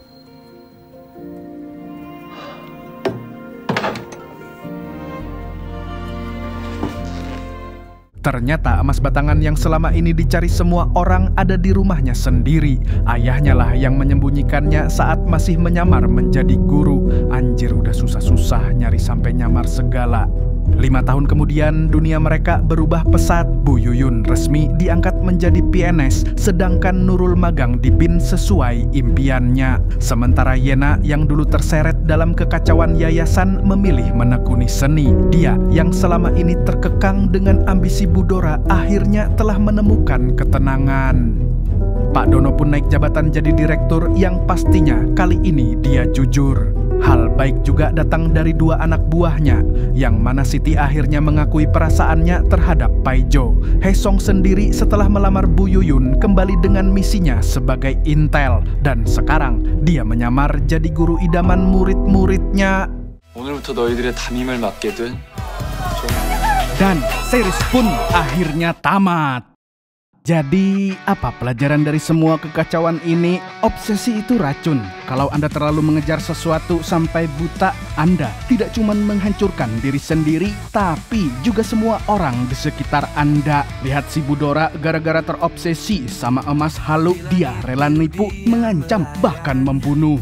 Hasilnya, emas kada dapat jabatan hilang masuk penjara seumur hidup, anaknya sendiri pun muak sama dia. Lengkap sudah penderitaannya. Beda sama si Hesong yang niatnya cari kebenaran soal ayahnya, akhirnya malah nemu emasnya sekalian. Nah, sama kayak bubuhan Pian yang terlalu terobsesi sama Ayang sampai lupa teman, lupa keluarga, lupa pekerjaan. Rela jadi bucin akut, duit habis, waktu habis.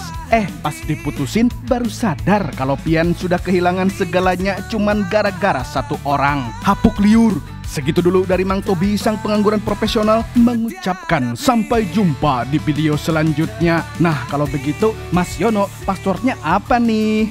Burung gundul pamit dulu.